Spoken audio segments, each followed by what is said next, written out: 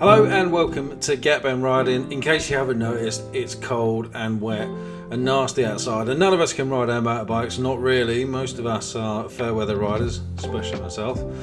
So what else do you do in winter apart from riding? Well, you stand in the garage and look at your bike and pretend that you can ride it, or you come indoors and play motorcycle computer games, or you watch motorcycle related movies.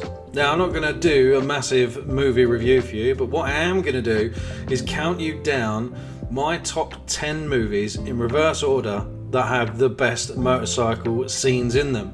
So these are not movies that are specifically about motorbikes, but movies that feature motorbikes prominently that I think are particularly cool. And most of you won't agree with me, and feel free to argue about that in the comments below. So, at number 10 is Indiana Jones and the Kingdom of the Crystal Skull, which first aired in 2008.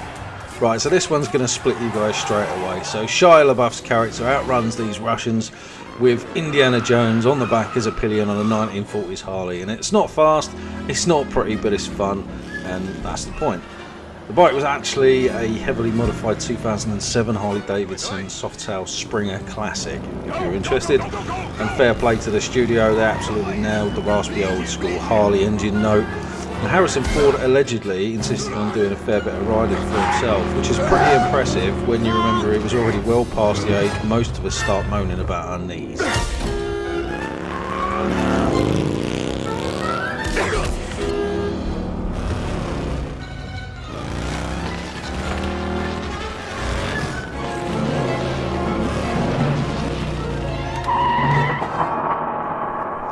At number 9, it's Tron Legacy, which first aired in 2010.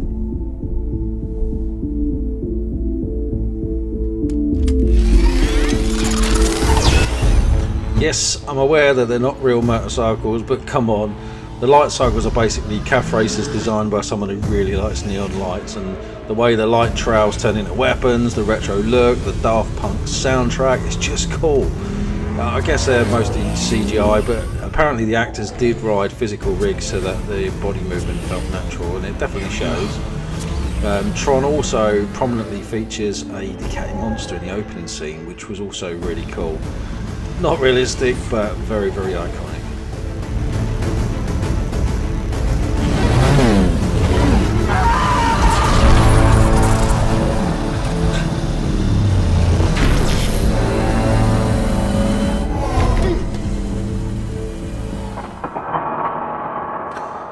Number 8, it is Night and Day, which first aired in 2010.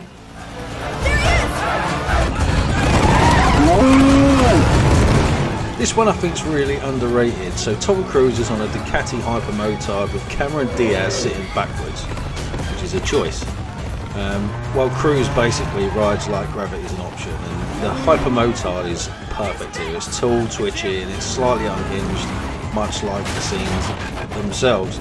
And if you pause it just right during the jump scene, you're going to notice that they had to disguise an Aprilia, I think, SX450 supermoto to do this stunt due to the lower weight. And according to the producers, Mr. Cruise insisted on doing most of the riding himself.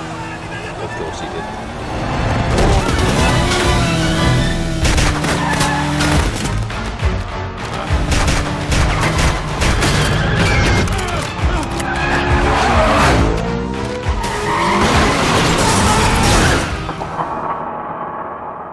Number 7, it's Mission Impossible. Now, this is the Fallout movie, which first aired in 2018.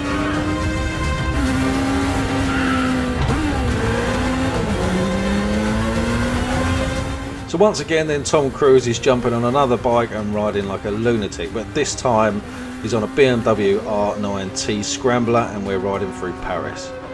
One minor annoyance with this sequence is the clear inline 4 engine note against what is definitely a boxer twin, but we'll just have to live with that. I love the fact that they acknowledge the cobbled streets with the foot out riding and the somewhat improvised feel of his escape, and I definitely love the fact that he's thwarted by not looking where he's going, ending up on his face.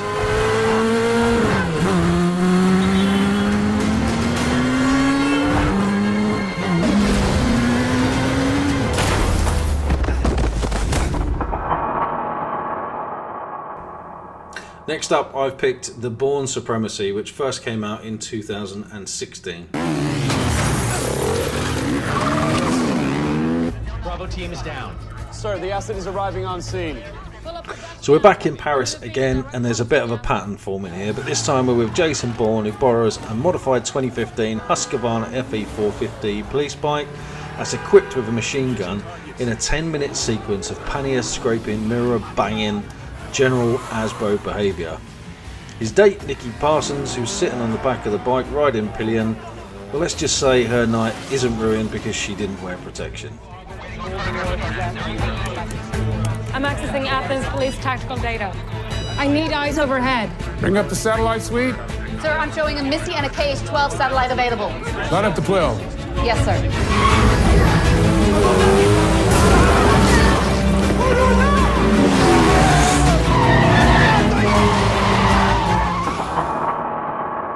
At number 5, I've picked a James Bond movie this time. This is Skyfall, which aired in 2012.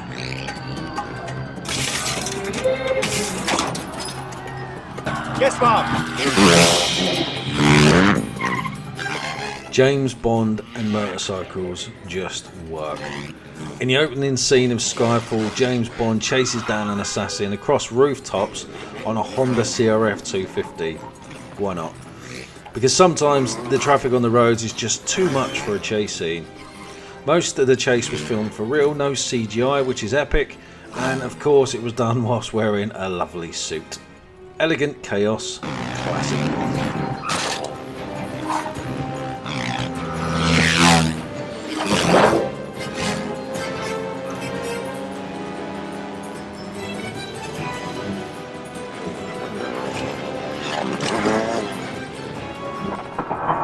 At number 4, I picked another Mission Impossible movie. This time it's Rogue Nation, which aired in 2015.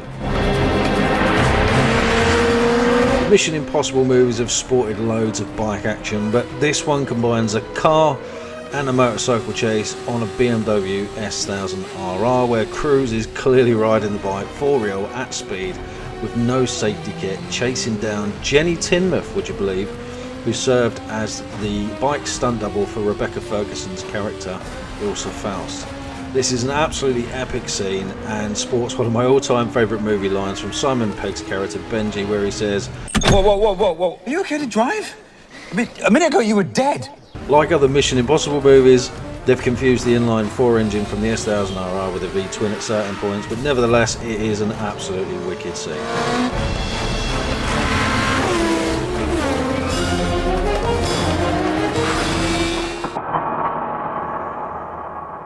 So we're now at number 3, and I've picked The Dark Knight, Batman, played by Christian Bale, and the Batpod scene in the first of the Dark Knight movies.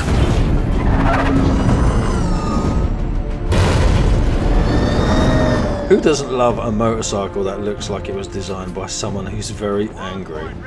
The Batpod, believe it or not, was real, and it was a rideable machine with a bizarre riding position where your arms were out in front of you and your legs were kind of wrapped behind you.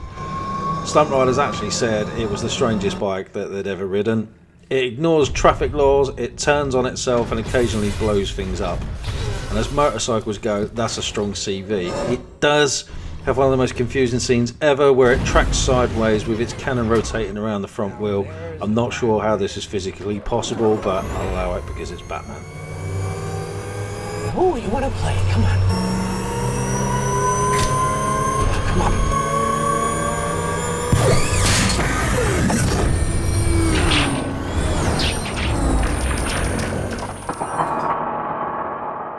At number 2, I've gone for a classic, an oldie but goodie. I've gone for Terminator 2 and the Harley Fat Boy scene, which first aired in 1991.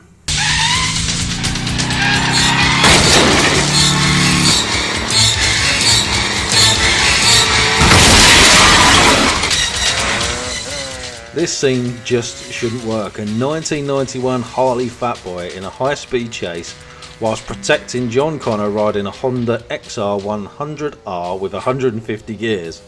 And yet it's iconic. The storm drain scene, the shotgun, the sewer jump, all done practically with multiple bikes sacrificed to get the shots. It completely shattered the idea that cruisers couldn't be aggressive, and also Arnold Schwarzenegger on a Harley just works, doesn't it? Harley reported a massive increase in sales after the movie, so perhaps they need to go back to this rather than conventional marketing.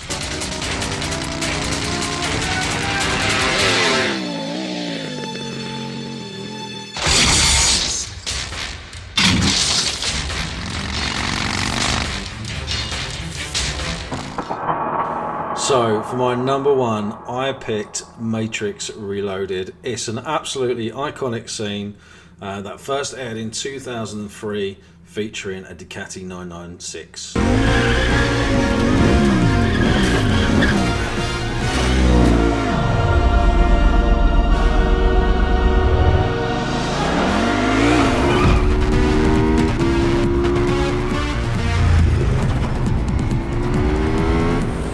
Trinity, PVC, Ducati 996, banging soundtrack, and by that I mean the score by Juno Reactor and the true engine sound of the bike. They built an entire highway just to film it, with stunt traffic coming towards the bike at speed. Carrie-Anne Moss did a lot of the riding herself, which is why it feels so smooth, confident and natural. It was stylish, it was dangerous. Oh, it was perfect.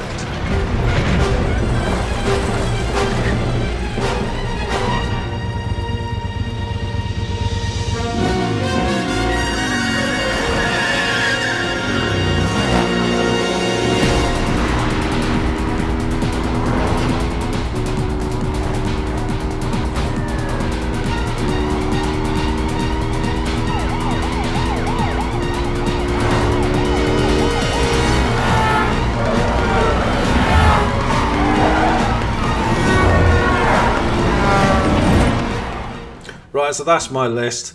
I hope you enjoyed that. You'll probably disagree with me, and feel free to argue in the comments below. Let me know what I've missed. Let me know which ones were out of order. Don't forget to like and subscribe to this video. If you're interested in movie reviews or movies that just feature motorcycles, check out my actual blog on the website, because there's loads and loads of movie reviews on there, and there's loads more to come up as well, so make sure you check that out. But like and subscribe the video, it helps the channel, helps to keep us prominent and out there, and I'll see you on the next one. Take care.